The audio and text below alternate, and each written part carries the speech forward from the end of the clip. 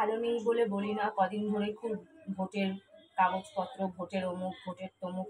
এবার ঠিক করেছি এত ঝামেলায় না গিয়ে ব্যাঙের মাথা ভোটই দেবো না। কত মানুষ কত কিছু যুগ যুগ ধরে বয়কট করে আসছে, আমি ব্যাঙের মাথা ভোটই বয়কট করে ফেলবো। তো কি করবো ব্যাঙের মাথা? এমনিতেই দেখো, আমার তো দোষ না, আমি তো বাংলাদেশিও নই, বাপের জন্মে বাংলাদেশ যাইনি। হ্যাঁ, আমার ঠাকুমা দাদু ওরা ওখানকার, এরকম তো অনেকেরই ঠাকুমা দাদু থাকতে পারে ওখানকার, কারো কারো মা বাবাও থাকতে পারে। তবে আমি তো নিজে যাইনি, কিন্তু না গেলে কি হবে, আমার কপাল খারাপ।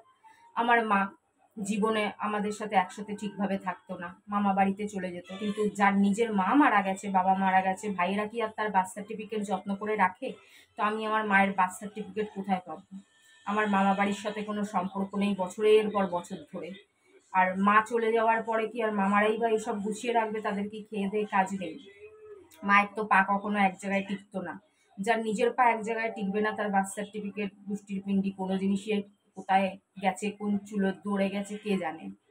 তারপর রইল হচ্ছে, যাও আমার বাবা মারা যাওয়ার কিছু আগে আমার ভোটার কার্ডটা করে দিয়ে গেল। তোমরা তো সেই ভিডিও একদম প্রথম চ্যানেলে দেখেছো, না ইনস্টাগ্রামে দেখেছো? আমার মনে হয় ইনস্টাগ্রাম না টিকটক, আমার নিজেরই ঠিক মনে পড়ছে না। আমি ঘেটে, এখন তো আমার মাথায় এমনিতেই কিছু ঠিক থাকছে না। তো যাই হোক, দেখেছো আমার বাবা বানিয়েছিল, সেই আমি গেছিলাম, ছবি তুললাম সেই বাণীপীঠ স্কুলে, ওখানে বানিয়ে দিয়ে গেল। আমি বিশ্বাস করে ওটা ওখানেই রাখলাম, যে না, সারা জীবন আমার সব ব্যাংকে, যখন আমার ব্যাংকের অ্যাকাউন্ট ছিল সব কিছু আমার বাবার কাছেই থাকতো, ওখানে সেফ থাকতো। আমি রাখতাম কেন? সেরকম দামি আলমারি নাই, লকারে ঠিক নাই, কোথায় কি হারাবো, কোথায় কি হারাবো না। তারপর মাঝে মাঝেই বাড়ি চেঞ্জ করতে হয়, ভাড়া বাড়ি, ওটা সেটা, তো ওখানে সযত্নে রাখতাম। কিন্তু বাবা চলে যাওয়ার পর যে ওটা গায়েব হয়ে যাবে, কে গায়েব করে দিল, কি গায়েব করে দিল, আমার ভোটার কার্ডও আর খুঁজে পাওয়া যাচ্ছে না।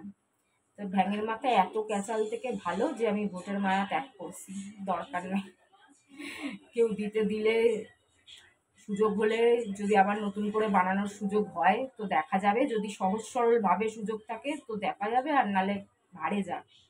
অত আর আমি চিন্তা করি না। আমার বুনো চলে যাওয়ার পরে এমনিতেও আমি অনেক কিছুর মায়া ত্যাগ করেছি। আমি এটার মায়াও, আমার খুব পছন্দের জিনিস ছিল পলিটিক্স, ভোট, রাজনীতি, কিন্তু আমি সব মায়াই ব্যাঙের মাথা ত্যাগ করে দেবো।